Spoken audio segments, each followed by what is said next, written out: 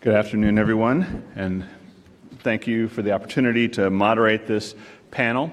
The panel is really about the panelists that we have. We have Dr. Kayvon Shokot, HHMI investigator, professor at UCSF. We have Charles Sawyers, who is also HHMI investigator, professor at Memorial Sloan Kettering. Tony Ribas, professor of medicine at UCLA.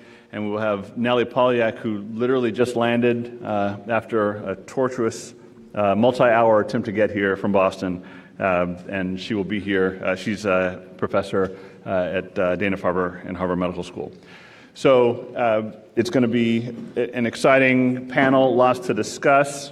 We've got even in industry we need to show disclosure, so here are mine.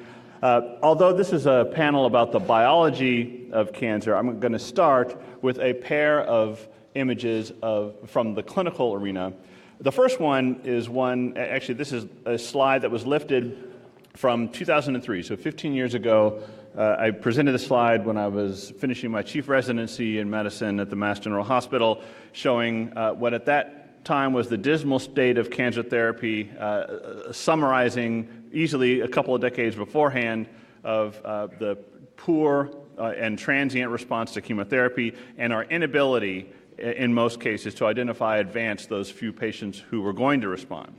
So it's fascinating to fast forward 15 years and to recognize that although, of course, the unmet need remains considerable in oncology, as we've already heard this morning, the picture is changing. And actually, it's not hard to go through the literature and pluck out Kaplan-Meier curves of survival that are actually quite impressive, both in terms of progression-free survival and overall survival. These are just four that I happened to pull in about 3 minutes or so, but I easily could have pulled more. So the picture is changing. The effect sizes of the therapeutics that are in the clinical arena and being approved are growing ever larger. However, we are still not curing most patients with metastatic cancer, particularly in solid tumors. Most patients still progress. And as you've heard, the reasons for success are rooted in our advances in tumor biology. We have a deep understanding not just of the general biology, but what makes tumors tick. And so the genetic alterations that activate signal transduction pathways, of course, ushered in the era of success with targeted therapy.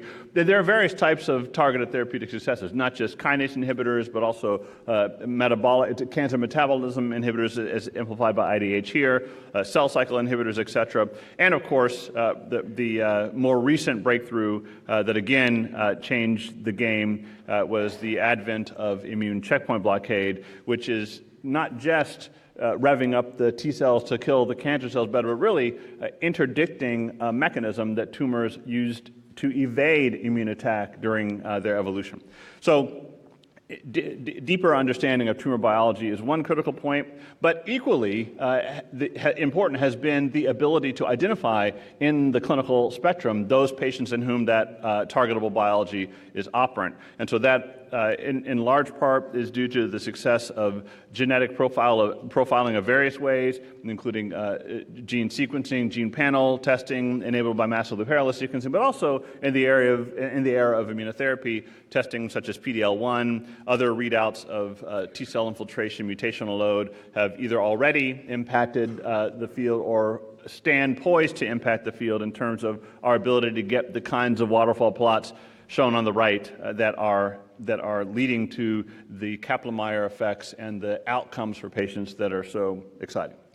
So those are the reasons for success, but there are challenges that remain, and there are three in particular that I'll mention. One is the issue of tumor heterogeneity, the fact that amongst the billions of tumor cells, tens of billions that are in many metastatic cancer patients, the diversity of genetic and lineage program variation, etc., can undermine therapeutic efficacy.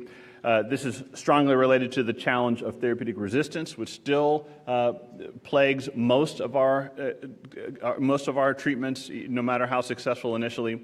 And then finally, the ability to come up with rational combinations that can overcome these problems. Although we've had some success, we are still largely in our infancy there. So the success is exciting, but the challenges are many, and these are some of the key issues that will be unpacked in our panel. So with that, I'll turn it over to our first speaker, Dr. Kayvon Shokat.